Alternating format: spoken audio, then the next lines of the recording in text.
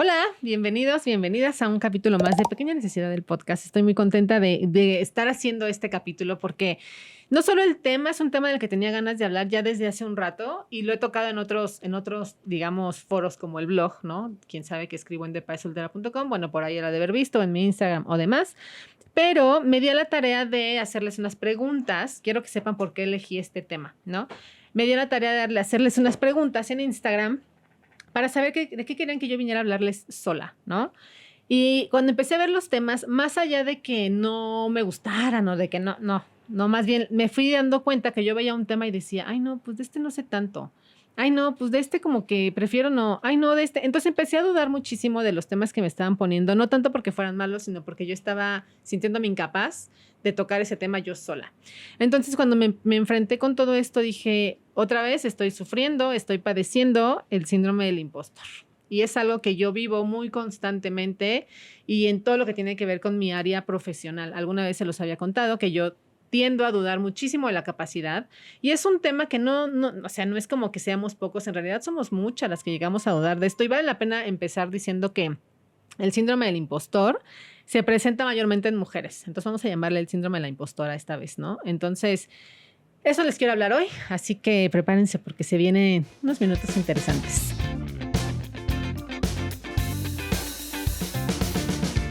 Esto es Pequeña Necesidad.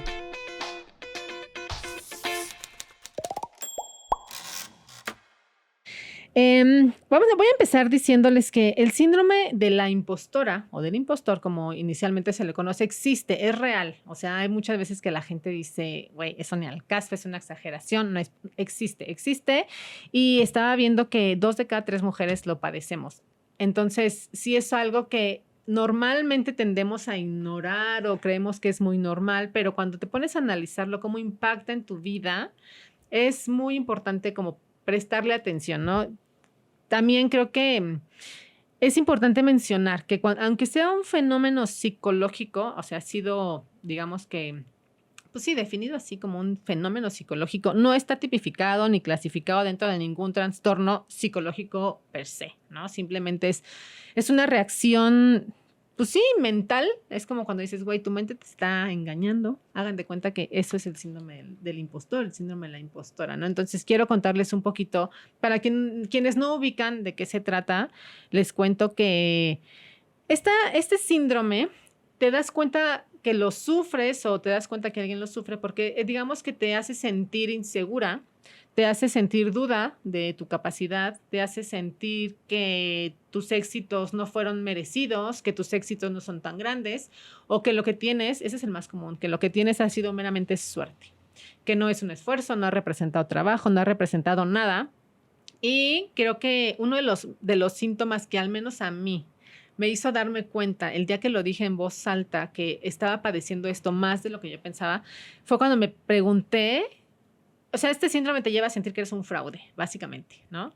Y yo me acuerdo que un día en mi trabajo, platicando, o yo haciendo algo estaba haciendo de mi trabajo, ¿no? En mi profesión. Entonces de pronto yo me quedé pensando y dije, ¿qué va a pasar cuando la gente se dé cuenta que no sé, que no sé nada? Entonces me quedé pensando y dije, me van a descubrir un día, ¿no? Me van a descubrir un día que lo que yo les he venido a decir, como yo me vine a vender, es en realidad una mentira, ¿no? Fue ese sentimiento, me hizo sentir muy mal, o sea, cuando después de que lo dije, porque auténticamente lo pensé, me hizo sentir muy mal porque dije, no es posible que yo esté dudando de esta capacidad que tengo, que es evidente, ¿no? Porque ahorita les voy a contar cómo es que te vas a dar cuenta que este síndrome, pues obviamente nada más te está engañando y está jugando con tu mente y te está, pues sí, te está torturando un poco porque en realidad nada de lo que estás pensando es real, ¿no? Es un síndrome que vale la pena destacar. Lo sufrimos la mayoría de las mujeres en cualquier nivel de éxito, ¿no? Porque muchas veces se dice como de, ay, las mujeres exitosas y sufren de... No, en cualquier nivel de éxito, en cualquier éxito que tú presentes en tu vida profesional puede representarte esta duda y por lo tanto ya estás atravesando un síndrome del impostor o de la impostora. Es temporal, puede ser que solamente una situación te haga sentir así, o puede ser que permanezca y entonces se haga más grande, ¿no? O sea, que cada vez vaya siendo, pues sí, más prolongada la sensación, que te pase en todos los ámbitos, no solamente en una cosa, en un tema, ¿no? Puede pasar en muchas cosas. Entonces, para mí era muy importante hablar de esto porque yo sí lo vivo y se los puedo decir que casi que en mi día a día, ¿no? Yo sí padezco muchísimo de esto y con todo de que ustedes, por ejemplo, es un tema que a mí me interesa hablar mucho porque cuando nosotros, y cuando me refiero a nosotros, somos a las personas que estamos haciendo este tipo de contenidos, ¿no? En el que de cierta forma expones lo que eres bueno, ¿no? Y lo digo entre comillas porque de muchas veces esto te lleva a sentir el síndrome. Es como de, pues soy buena en esto, ¿no? Cuando tú expones todas estas cosas, al menos a mí me pasa como de, ay, y si no estoy diciendo lo correcto, y si no estoy haciéndolo como debería de ser, o sea, como que de pronto dices, quizá no soy tan buena, ¿no? Y entonces empiezas a cuestionarte muchísimas cosas. A mí, por ejemplo, me pasa en todos los ámbitos, no solamente en esto que es como mi proyecto o mis proyectos, me pasa a nivel personal, me pasa con otras personas, incluso me he llegado a encontrar con personas que si yo digo, son muy expertas en lo que están hablando, como que no me permito yo hablar tanto porque entonces digo, güey, no sabes tanto, ¿no? Entonces es algo que sí, día a día me hace cuestionar muchas cosas, pero también es algo que tengo que trabajar todos los días para seguir reconociendo, ¿no? Reconociendo lo que soy. Entonces quiero contarles un poquito de dónde nació este nombre como tal, ¿no? Como síndrome del impostor. Que esto es aquí hay dos datos bien interesantes. El primero es que este término tal cual lo trajeron así de que a la mesa en una publicación, dos mujeres, ¿no? De nombre Pauline Clance y Susan Imes, perdón, en 1978. Es muy importante esto porque evidentemente lo que les decía en un inicio, se presenta en mayor frecuencia en las mujeres. Y ahorita también vamos a hablar de por qué posiblemente se presenten las mujeres, ¿no? Entonces se presentan las mujeres. Estas dos psicólogas clínicas empezaron a hacer un estudio para hacer la publicación de un libro en el que entrevistaron a 150 mujeres exitosas, ¿no? No, o sea, de verdad no importaba como el nivel, simplemente buscaron 150 mujeres exitosas para poder traer a ellas para poder hacer esta publicación después de hacerles una entrevista. Entonces, cuando les hacen esta entrevista, se dan cuenta que la mayoría de ellas aseguraba que su éxito era suerte o que no era para tanto, ¿no? Entonces, el libro se llama, les voy a decir, El fenómeno del impostor en mujeres de alto rendimiento. Dinámica e intervención terapéutica, por si lo quieren buscar. Pero esto fue en 1978. Dos mujeres, dos psicólogas clínicas se dieron cuenta de que algo estaba pasando y no nada más porque lo notaron en alguien más, sino porque ellas lo estaban viviendo, ¿no? Pauline contaba que ella siempre decía como de, ay, pues no es para tanto, ay, no, pues no fue gran cosa, ¿no? Entonces como que siempre estaba viendo que minimizaba e incluso le tocó pensar, en algún momento se van a dar cuenta que que soy un fraude, ¿no? Lo que les decía ahorita, que ese es como, yo creo que es el síntoma, por así decirlo, que sí o sí te hace pensar que estás padeciendo este fenómeno, ¿no? Y el otro dato que les hablaba, que también me parecía muy interesante, es que otra mujer, Valerie Young, ella es doctora y escritora del libro de los pensamientos secretos de las mujeres exitosas. Y otra vez volvemos al punto, ¿no? Una mujer fue la que lo empezó a catalogar, porque ella el trabajo que hizo en este caso fue catalogar en 5, digamos, pues sí, 5 maneras en las que puedes darte cuenta de si estás tú en algún grupo de estas mujeres que están padeciendo el síndrome de la impostora, ¿no? Entonces es muy curioso y al mismo tiempo no, que te des cuenta que son las mujeres o fueron las mujeres quienes empezaron a detectar que algo estaba pasando, ¿no? Porque pues evidentemente ellas y otras lo estaban viviendo, entonces ya pasaba de ser algo aislado a ser algo bastante común. Entonces les quiero contar ahorita ¿cuáles podrían ser los grupos en los que posiblemente podrían ustedes identificarse si es que han sentido que pues sí, que padecen de esto? Les digo, puede ser momentáneo, puede ser de más tiempo, puede ser en diversas ocasiones o puede haber sido una vez y se acabó, ¿no? Pero sí es algo que puede pasar más de lo que ustedes se imaginan, ¿no? Hay diferentes grupos, son 5. Les voy a tratar de enlistar y de decirles como en general como de qué se podrían tratar, ¿no? Uno de los grupos es las personas perfeccionistas. Son esas que se ponen metas muy altas y a pesar de que lo logran, creen que no fue suficiente, creen que no fue demasiado grande pese a que la meta era muy alta, ¿no? Entonces como que no quedan satisfechas aún con el logro. Otros son los individualistas, que son esas personas que creen que si piden ayuda y alguien les ayuda, entonces el mérito ya no es suyo, entonces ya pierde valor su esfuerzo y entonces pierde valor el objetivo, ¿no? Si aunque lo hayan logrado y haya salido todo bien, si pidieron ayuda, sienten que entonces minimiza, ¿no? Todo lo que hicieron, todo su trabajo. Están los expertos, que son los que un poquito tienen relación con lo que les contaba al principio, que son aquellos que aunque saben lo que están haciendo, creen que en algún momento van a descubrir que han estado mintiendo, o sea, que son un fraude, ¿no? Los genios naturales son los que se juzgan a sí mismos y son los que, si no queda la primera, entonces todo salió mal. O sea, no hay, sí lo pueden volver a intentar, evidentemente, pero ya no tienen la misma motivación, ya no tienen el mismo gusto, ya no tienen la misma pasión. Para ellos es o queda la primera o es un fracaso, ¿no? Como que si se dan cuenta todos, al final nos llevan a sentir que es un fracaso. Están los superhumanos, que son los que trabajan en exceso, esos que de verdad trabajan en exceso más que por placer y por gusto, porque sienten que los demás son superiores, entonces tienen esa necesidad de alcanzar el nivel que ellos creen que los demás tienen y ellos no. Entonces son personas que cargan con muchísimas responsabilidades, con muchas cosas que quieren demostrar y al final puede caer en frustración cuando no logran, ¿no?, lo que están buscando, o incluso si lo logran, sienten que tienen que quedar, o sea, quedan a deber porque nunca van a alcanzar el nivel de las otras personas. Entonces, todo esto, si se dan cuenta, recae siempre en en sentirte que estás fracasando, que no es suficiente, que todo lo que tú estás haciendo ha sido suerte, porque también pasa que minimizas tus éxitos. Los minimizas porque justamente crees que ha sido suerte. No sé si les ha pasado que de pronto es como de, ay, no, pues es que si no hubiera sido por tal, pues no lo hubiera hecho, entonces fue suerte, ¿no? Y no es suerte, o sea, es trabajo, ¿no? Y alguna vez les contaba, y creo que me voy a ir un poquito a estos ejemplos de las veces en las que yo le he padecido más, y que incluso para mí hacer este capítulo sola representa enfrentarme a eso, ¿no? Porque el que yo tenga acompañantes o invitadas en mi capítulo, para mí lo hace más fácil porque entonces digo, ok, hay alguien experta, hay alguien que pueda aportar conocimiento y que yo puedo decir, ok, y que yo colaboro, ¿no? Entonces es algo que para mí hacer, por ejemplo, son cosas que en mi día a día, por eso les digo que yo lo vivo siempre, porque en mi día a día, ya sea escribiendo en De Paz Soltera, ya sea aquí en Pequeña Necesidad, ya sea en mi profesión de todos los días, siempre pienso como el de hay alguien que me puede ayudar y lo puede hacer mejor, ¿no? Uno de los ejemplos, si ustedes me siguen ya desde hace tiempo, yo he impartido con Desiree, quien ya conocerán en alguno de estos capítulos, he impartido talleres de escritura creativa. Yo escribo desde hace mucho tiempo y puedo decir que es uno de mis expertise, ¿no? He vivido, literalmente he vivido de escribir, ¿no? De crear ese tipo de contenido.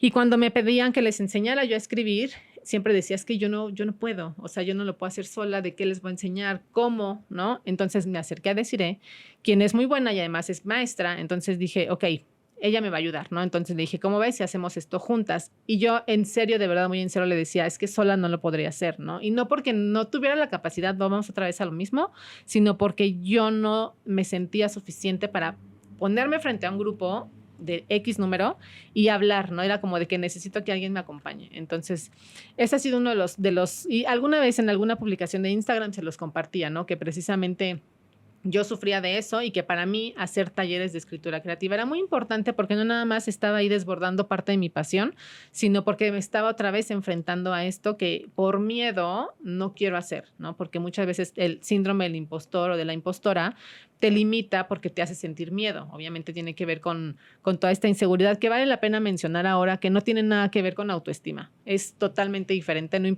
o sea, yo hay veces que sí es como de, güey, pues soy bien chingona, ¿no? Pero no tiene que ver con autoestima. O sea, yo en mi parte autoestima estoy muy segura, pero en mi parte como, ¿qué le podríamos decir? Intelectual, no sé, de conocimiento, tiendo a dudar muchísimo. Entonces, no se vayan a confundir, no tiene nada que ver con autoestima, no tiene nada que ver con amor propio, no tiene nada que ver con nada de eso. Simplemente es una sensación psicológica que en algún momento y por ciertas situaciones te puede llegar a invadir, ¿no? Me acuerdo también que es como importante también destacar que no nada más es esta sensación y pasa, puede llegar a ser como sí, muy relevante. Yo me acuerdo que uno de los ataques de pánico que he tenido más grandes en mi vida y a los que de verdad digo no me quiero volver a enfrentar fue porque me dio miedo, ¿no? Empecé a sentir muchísimo miedo de lo que estaba haciendo. Eh, y tal cual, si me siguen ustedes otra vez desde hace tiempo, en el 2019 hice una fiesta, ¿no? Era la fiesta en el DEPA, se llamó. Y esa fiesta para mí implicaba algo muy grande. De entrada eran como muchísimo más invitados, eran más marcas trabajando conmigo. Entonces, cuando me di cuenta de todo lo que estaba haciendo, llegué en la noche a mi casa y como que por fin me pude sentar después de haber trabajado todo el día en seguir organizando esto. Y me senté en la cama y lo primero que dije fue de, ¿qué te hace pensar que puedes con tanto? O sea, fue como de, ¿por qué te aventaste a hacer esto tan grande? mi pensamiento era de, güey, nadie va a llegar. Hubieras invitado a 200 personas para que llegaran 80. ¿Qué va a pasar si no llega nadie?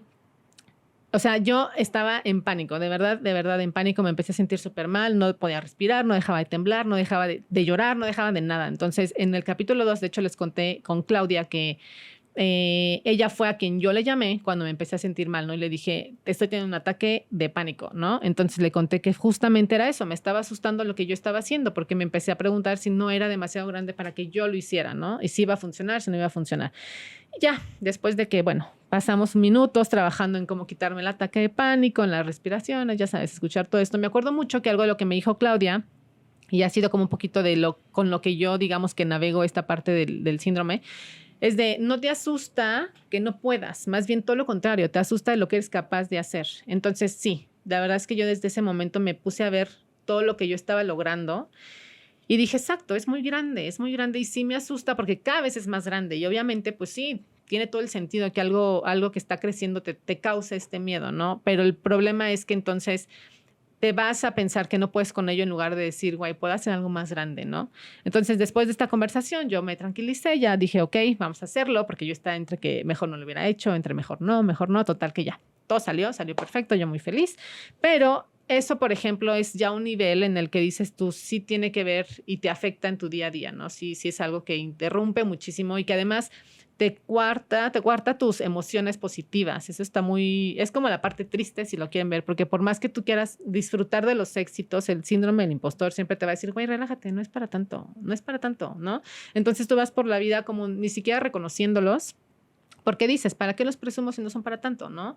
¿Para qué le cuenta a todo mundo si no son para tanto? Entonces vas minimizando y al mismo tiempo que minimizas, dejas de disfrutar lo que estás logrando y entonces esto se vuelve como una bola de nieve porque como no lo disfrutas, no lo reconoces ni lo compartes, empiezas a sentir que obviamente pues tus éxitos son cualquier cosa, ¿no? Y eso es parte del síndrome del impostor. Entonces es como un poquito un círculo vicioso, ¿no? Si se dan cuenta. Entonces, para mí era muy importante como hablar de este tema, porque les decía, primero porque es un ejercicio de, ok, vamos a enfrentarnos a esto, y dos, porque sí, sé que muchas lo padecen, y pues al final los números no mienten, ¿no? Y hablando un poquito ya más hacia cómo es que esto o sea, ¿por qué es que nos pasa más a las mujeres? Honestamente, creo que no es tan difícil pensar que estamos bajo una sociedad en la que hemos estado como un poquito opacadas, ¿no? Un poquito rezagadas, como de que no puedes hacer tanto, no eres capaz de tanto, ¿no? Yo me pongo a pensar de pronto y es como de, pues, de niño, ¿no? Los niños hombres, o sea, los niños tal cual, es como de, sí, mijo, vaya, usted súbase a la pared, que no le pasa nada, se va a estrellar, acelérele, ¿no? Y dese, y con todo, y con las mujeres es como de, no, espérate, deja que alguien más lo haga, que alguien más te ayude, tú no te subas, tú no hagas esto, tú no corras, tú no. Entonces, imagínate que si lo pensamos a nivel sociedad, tal cual, pues sí tiene que ver mucho con la educación y todas las dinámicas familiares en las que crecimos, ¿no? Ya lo decía yo en otro capítulo que a mí me da gusto estar en la generación en la que está haciendo las cosas distinto y en la que se está percatando de todo esto. Sin embargo, somos la generación, evidentemente, que creció bajo esa dinámica familiar, social. Entonces, hay un ejemplo que lo quería como traer un poquito a la mesa, ¿no? Como el decir, cómo este tipo de reconocimiento te ayuda a no tener que padecer por esto, porque si vamos al nivel social, pues sí, no es como el de los hombres, siempre les han dicho que son capaces de hacer cualquier cosa y a nosotros nos han limitado un poco, entonces tiene todo el sentido, ¿no? Un ejemplo era hace mucho tiempo, platicaba con unas amigas y una de ellas es escritora y publicó su libro, ya ha publicado varios títulos y escribe y lo hace muy bien y su vida se ha dedicado a eso y estudió y demás, ¿no? Y le costaba trabajo como entender o verse como tal, ¿no? El decir, pues es que cuando uno hace una obra literaria en ese sentido, pues como que le piensas, le retrabajas y le piensas y le retrabajas, ¿no? Y otra amiga compartía que otra persona, un hombre, había publicado un libro así de la nada, de que sin conocimiento de redacción, sin conocimiento literario, sin conocimiento ortográfico, o sea, el libro no era así una obra maestra, ¿no? Pero lo había hecho, entonces nosotros nos quedamos viendo y decíamos, güey, qué envidia de tener esa seguridad, ¿no? Esa seguridad de decir, X, güey, yo lo quiero hacer, lo voy a hacer, ¿no? No que nos ha pasado todo lo contrario, que es como de, no, espérate, no lo hagas todavía, no, espérate, o hazlo más chiquito porque esto es muy grande, ¿no? Tú no puedes con tanto. Y decíamos, güey, qué envidia que crecieron haciéndoles pensar que podían todo, ¿no? Entonces, estos ejemplos es cuando te das cuenta que socialmente ha sido No ha sido, digamos, la educación, la sociedad y demás lo que te ha hecho llegar a este tipo de emociones, ¿no? Entonces, era como unos temas que yo decía, me pongo a pensar y el cómo crecíamos y el cómo estamos ahorita identificando eso y cómo nos afecta a nivel profesional, que otra vez, ¿no? Vamos a revisando lo que ha hecho, por ejemplo, la falta de referentes femeninos, obviamente también es algo que te hace que contribuye, digamos, más bien contribuye a este tipo de sensaciones, no que no vemos a otras mujeres exitosas, que evidentemente mujeres ocupan menos puestos, ¿no? Directivos en empresas grandes, ya ahorita cada vez son un poquito más, pero siguen siendo muy pocos, eso no se pueden dejar, pero entonces hay muy pocos referentes femeninos exitosos. La desigualdad en salarios también tiene mucho que ver, ¿no? El hecho de que no estén reconociendo tu esfuerzo, tu trabajo, tu tiempo y todo lo que has hecho, tu aprendizaje, tu conocimiento de manera equitativa, ¿no? Lo que tendría que ser. Eso también es algo que puede contribuir a padecer del síndrome del impostor, de la impostora. Los estereotipos, evidentemente, ¿no? Los estereotipos siempre hemos visto, y pónganse a pensar tantito en los comerciales de hace muchos años, ¿no? Como que siempre era el hombre exitoso, era el que él llegaba y en traje y demás, y la mujer siempre era la que estaba con delantal cuidando a los hijos. O sea, crecimos viendo estos estereotipos. Entonces, eso también es algo que pues lo traemos, ¿no? Lo traemos sí, en el registro personal de cada quien, consciente o inconscientemente. Entonces, esto también es otra cosa que ha impactado, ¿no? Ha impactado este tipo de fenómenos. ¿Qué más les quería decir? Ok, primero, vamos un poquito a detenernos a qué hacer con esto, porque pues sí, está bien padre que yo les cuente, ¿no? Todo lo que puede vivirse, todo lo que puede ser. Pero ¿cómo te das cuenta? Creo que, ¿cómo te das cuenta? Pues bueno, no tiene que ver con estas ciertas emociones que se presentan frecuentemente en algunas ocasiones, en otras no. Repito, puede ser que solamente este proyecto que estás desarrollando ahorita te lo genere, puede ser que sean todos, ¿no? Pero ¿qué hacer con esto? No nada más es como ok, pues lo padezco y punto. No, porque realmente personal, yo, desde mi experiencia, se los digo, para mí sí es algo que tengo que lidiar todos los días y tengo que convencerme, porque esa es la palabra, tengo que convencerme todos los días de que lo que estoy haciendo es porque soy capaz, ¿no? Entonces, es difícil cuando te das cuenta de lo que estás pensando, pero es también difícil salirte de ahí por el tema de que, pues sí, o sea, como que tú misma careces de credibilidad, ¿no? Muchas veces esperamos que alguien más nos lo diga y no necesariamente porque estemos buscando su aprobación o su reconocimiento, simplemente porque es como de, ok, si 5 personas me dijeron que soy buena, no pueden estar equivocadas, ¿no? Si 5 personas me quieren para trabajar con ellas, no pueden estar equivocadas. Entonces tienes un poquito que, como que por ahí van estas recomendaciones que yo les quiero dar, ¿no? Que les quiero contar sobre los qué hacer con esto? Básicamente, a ver, ¿qué vamos a hacer en el momento que tú te des cuenta que estás atravesando por esta emoción, ¿no? Primero, reconoce los síntomas, que son lo que les acabo de contar, que es enfocarte en lo que estás sintiendo, reconocer que otra vez tu mente te está jugando una broma, una muy mala broma, ¿no? Es como de no estás haciendo un fracaso, no estás haciendo un fraude, lo estás haciendo perfecto. Pero para salirte de ahí, o sea, para salirte de esta mala broma, número 2, hay que pensar como de, no eres la única, lo que les decía ahorita, 2 de cada 3 mujeres, o sea, 2/3 de las mujeres que conoces lo viven. Son muchísimas, son muchísimas. Entonces, si tú te acercas a platicarlo con alguien, vas a ver que la sensación ha pasado igual. Y puede ser en muchas cosas, de verdad. A lo mejor hay quienes presentan esto en un éxito en familia, por ejemplo, ¿no? Empiezan a preguntarse si son realmente buenas esposas, buenas mamás, buenas novias, y todo esto, todo lo que hacen bien, lo ven menos. Puede ser en ese sentido, puede ser en el sentido profesional, puede ser en la escuela, por ejemplo, ¿no? También en el sentido académico. Entonces, primero pensar que no son las únicas, ¿no? Otra manera de empezar como a minimizar o a controlarlo, a poderlo llevar, es ser autocrítica. O sea, seamos objetivos, de verdad, ponte a pensar. Yo me puse a pensar cuando me preguntabais ¿soy realmente tan buena? O sea, ¿qué va a pasar cuando se den cuenta que les estoy engañando, güey? Que no sé tanto, ¿no? Entonces, es hacer tantito una pausa y decir, ok, seamos autocríticos, seamos objetivos. ¿Soy realmente mala? qué tan buena soy, ¿no? Y ahí viene otro punto importante que es como de celebra tus logros. Si empiezas a celebrar tus logros y volteas tantito hacia atrás y empiezas a darte cuenta todo lo que has crecido, todo lo que has hecho, todo lo que has logrado, te vas a dar cuenta que no eres un fraude, evidentemente, ¿no? Pero a veces necesitamos de este recordatorio y está bien. Un ejercicio bueno es hacer notas, escribir, llevar un librito tal cual, por muy mínimo que sea tu éxito, celébralo, porque también es eso. A veces damos por hecho que X, pues fue cualquier cosa, pero no. Un éxito requiere trabajo, requiere esfuerzo, requiere dedicación, pasión. Entonces, por muy mínimo que sea, siempre celébralo. Yo digo, tengan ahí una libretita, una agenda, lo que quieran y escriban, ¿no? Escriban, hoy hice esto chingón, ¿no? Mañana hice esto a tu madre. Y así vas, ¿no? Reconociendo.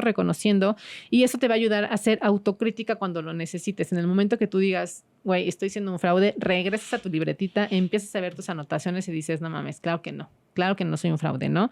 Medir tu desempeño también, ¿en qué va? De decir, no se trata de decir, ay, trabajé 20 horas al día, no. Se trata de decir, ok, mi objetivo de hoy era esto, lo logré, sí lo logré, ¿no? No lo logré, ok, no, pero pues se quedó a la mitad o lo voy a poner para mañana ¿ok? Pero es que hay que ir midiendo los objetivos, hay que ir midiendo tu desempeño, hay que ir midiendo lo que haces, ¿no? Sí parece como que si te estuvieras haciendo un análisis y sacando ahí tus KPIs y esas cosas que todo el mundo dice, pero la verdad es que funcionan, o sea, funciona muchísimo, es como tal cual llevar una anotación y un recordatorio sobre todo, porque tendemos a olvidar las cosas mínimas, positivas, o que dices tú, no lo voy a hacer mucho caso, pero nos clavamos un chorro en lo negativo y entonces es cuando el síndrome del impostor nos nos gana, ¿no? Finalmente es cuando tú dices tú, ay, no, pues sí, claramente no era tan buena, ¿no? Pero pues porque nos clavamos en las cosas negativas más allá de enfocarnos en lo que ha sido bueno, ¿no? Otra manera de sacar esto, lo que les decía, ¿no? Háblalo con las personas que tú sientas que lo tienes que hablar, ¿no?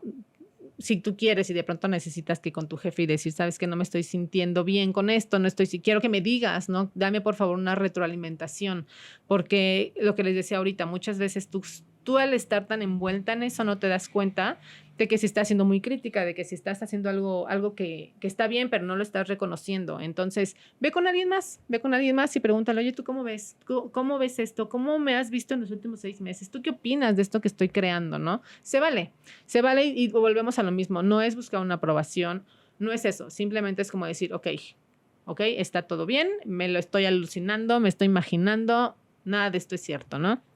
Y el último, y creo que es uno de los más importantes, es que siempre haga las cosas aunque te dé miedo. Hay veces que decimos nosotros, no soy capaz para esto, no soy capaz para aquello, pero ahí regularmente, aparte del síndrome, digamos que se juntan el síndrome del impostor y se junta el miedo y entonces, bueno, te dan una arrastrada que ya después no puedes ni levantarte. Pero el punto es como de cómo hacer que finalmente las cosas sucedan, ¿no? Pues ni modo, te da miedo, pues ni modo, pues con todo y miedo, ¿no? Dale. Y si estás dudando, pues finalmente yo siempre digo eso, ok, ponle tú que yo estoy teniendo la duda de que si soy buena o no, pero las otras personas pues no pueden estar equivocadas, ¿no? Algo vieron, algo notaron de ti que tenías el talento, la capacidad, el conocimiento, la fuerza, la valentía, todo, ¿no? Porque tomar algún proyecto, el que sea, requiere de todo lo que acabo de decir, no nada más es como de, ok, lo voy a hacer, no, requiere de muchas cosas, ¿no? Y más allá de compromiso, más allá de dedicarle de verdad tiempo, de todo esto requiere de muchas cosas. Entonces, siempre aviéntate, aunque te dé miedo, siempre aviéntate, aunque estés dudando, créeme que después te vas a dar cuenta que no, que en realidad estabas siendo capaz de hacerlo, simplemente te estaban traicionando.